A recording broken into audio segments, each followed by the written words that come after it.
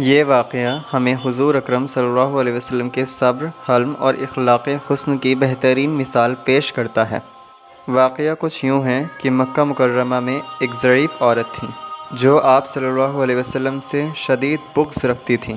وہ جب بھی آپ صلی اللہ علیہ وسلم کو اپنے گھر کے قریب سے گزرتے ہوئے دیکھتی تبھی ان کے اوپر کوڑا کرکٹ پھینک دیتی۔ یہ اس کا روزانہ کا معمول بن چکا تھا، لیکن نبی اکرم صلی اللہ علیہ وسلم نے کبھی بھی اس کے اس رویے پر ناراضگی یا بد دعا نہیں کی۔ نبی اکرم صلی اللہ علیہ وسلم ہمیشہ صبر اور تحمل کا مظاہرہ فرماتے اور خاموشی سے اپنی راہ لے لیتے۔ نہ تو آپ کبھی اس ضعیف عورت سے بد کلامی فرماتے اور نہ ہی کوئی برا رویہ اختیار کرتے، بلکہ ہر دفعہ صبر اور بردباری سے اس ضعیف عورت کی تکلیف دہ حرکت کو برداشت کرتے۔ ایک دن ایسا ہوا کہ جب آپ صلی اللہ علیہ وسلم اس راستے سے گزر رہے تھے تو اس ضعیف عورت نے آپ کے اوپر کوڑا نہیں پھینکا۔ آپ حیران ہو گئے اور آپ نے سوچا کہ شاید وہ ضعیف عورت بیمار ہو گئی ہے، اسی لیے آپ اس کے گھر تشریف لے گئے اور اس کا دروازہ کھٹکھٹایا۔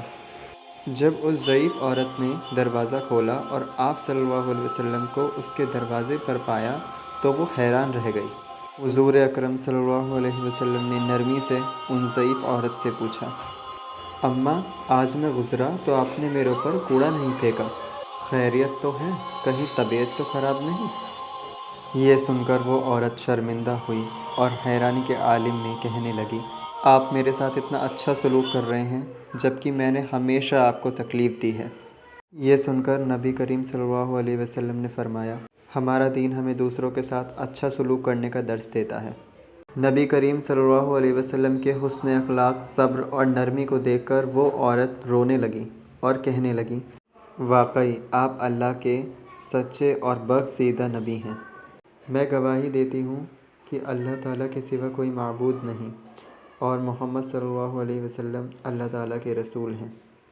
نبی کریم صلی اللہ علیہ وسلم کے بہترین اخلاق کی برکت سے وہ عورت ایمان لے آئی اور اس نے اسلام قبول کر لیا۔